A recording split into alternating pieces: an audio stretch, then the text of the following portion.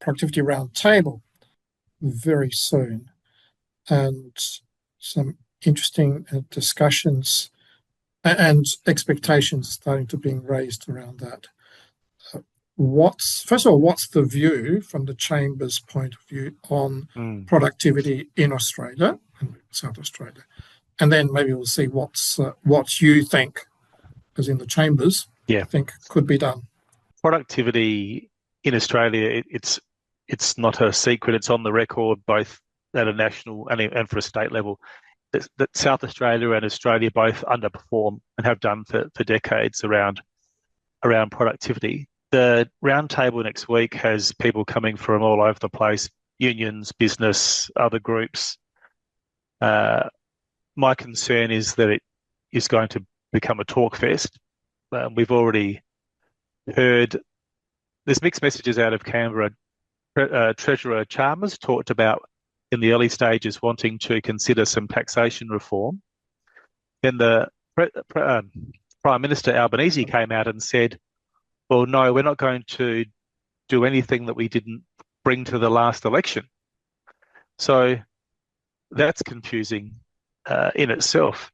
Then there was a document leaked to the ABC yesterday, which was minutes of this roundtable that hasn't even been held yet. So the agenda and its outcomes may already be decided, and I hope that's not the case. I really do, but I have my fears. I didn't realise it was purported minutes of the meeting, but there have been some recommendations already put forward of suggestions. Have the Chambers or business representatives made important suggestions yet, or do I wait for that? They have. The Australian Chamber of Commerce is representing. They're representing us. They're representing all the state-based chambers, and our teams have been involved with online workshops for the last month or so, developing positions. Unsurprisingly, a lot of the key chamber push will be around tax reform and reducing rate of company tax and impact of payroll tax. Today in the media, you've probably seen GST increases being proposed by some groups, which can't happen in isolation. That can only happen as part of a broader tax reform, and I would be surprised if the government had the appetite for that right now.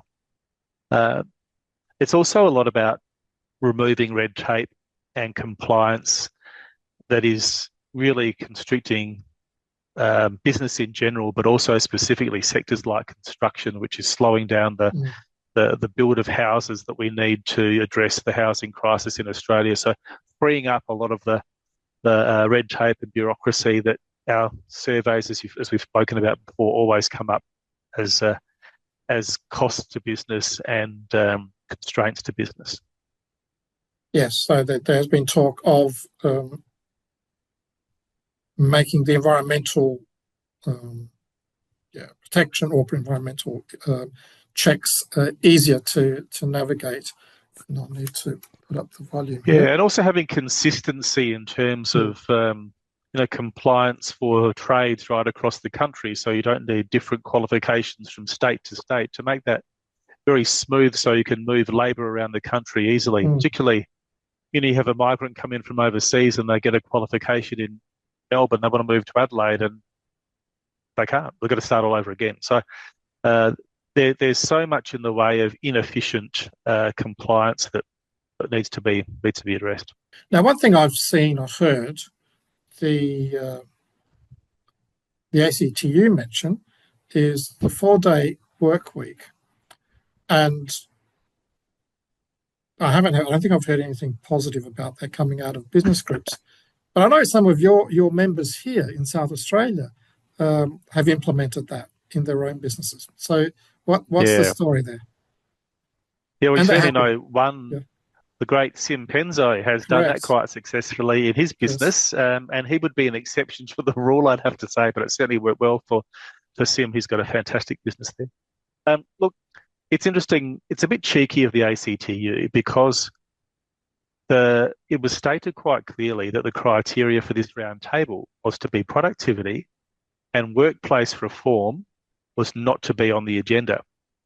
So they've cheekily dropped this 4-day work week in, saying that it will assist productivity. So that's how they've got around it. And look, I think I would share the view of most businesses in there may be examples of businesses like Sims where it can work for you, but it should be a negotiation between the business and its employees rather than something that's mandated as part of a standard way of working, because very few businesses could accommodate it. And it should only really be entertained as a conversation once your productivity is up and firing. Because unless going to 4 days is going to deliver you more productivity than 5 days is, why would you do it? Especially when the ACTU is saying you work 4 days, but you get paid for 5. Now, there are so many businesses who simply couldn't do it because they're service people. But I also, if you were to speak to, most small business owners, they're working 6 days a week, sometimes 7 days a week in their own business because maybe they can't get staff, or the compliance and regulations mean they're doing all the paperwork after hours or on the weekends to keep up, or they can't afford the penalty rates if they're running a cafe on a long weekend or a Saturday or Sunday, so they do the job themselves. To say to these people, your staff should work 4 days a week, and you're basically giving someone a 20% pay rise if they work 4 days and get paid for 5. Where do I stop on this one?